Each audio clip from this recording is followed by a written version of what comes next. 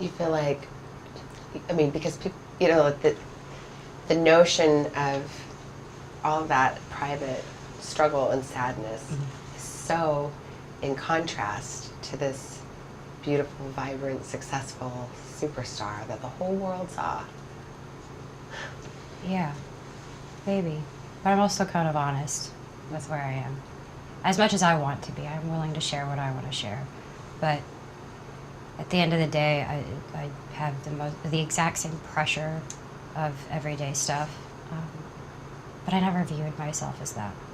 I think that's when it gets dangerous. I never viewed myself as anything other than who I am. And I am very aware I have a platform. I've always tried my hardest to use that for positive, and in a way, that platform has saved me from myself a lot, because I wouldn't want anybody to experience what I've experienced. I wouldn't want anybody to hurt or understand or feel alone.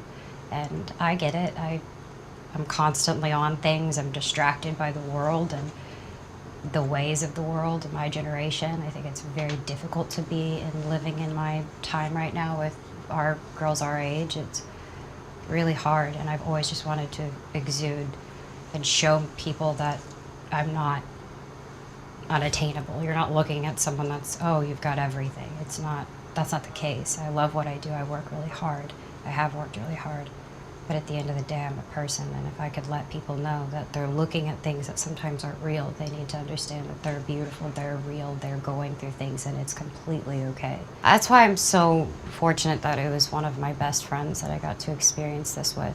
And we actually met somebody shortly after that you're close with who had a transplant too, and then you just have this whole new perspective on people that go through something. A stranger giving somebody else a kidney is even amplified, because there are people who are so good that they want to help somebody, and that's so beautiful and rare, and people need things. Nobody's aware of half the things that doctors and, you know, lupus or cancer or, you know, a kidney transplant, an organ, heart transplant, all these things. I don't think people are aware of how much that's a need. And there are simple things you can do, like even just donating blood, or maybe just being aware, talking about it, putting on your license and accepting, maybe I do want to be a donor to when I don't need my body anymore.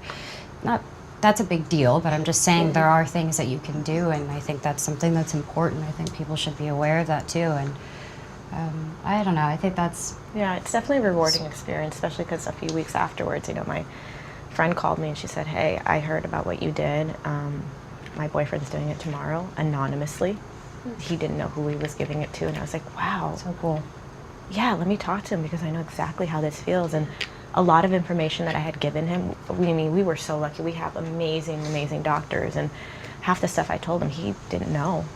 Did you ever, in your hardest moment, think, why did I do this? No, I never regretted it at all.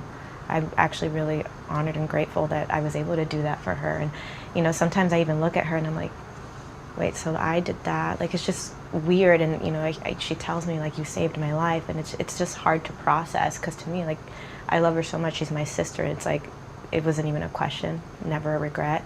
I think just the recovery was just hard. But again, I'm going to bring up God again, because he's awesome. Like, had him just help me through that. There is something really profound about a friendship, but now there's this physical connection. Yeah. Something that was in you, Francia, is now in you, Selena. You ever let yourself think about that? So weird.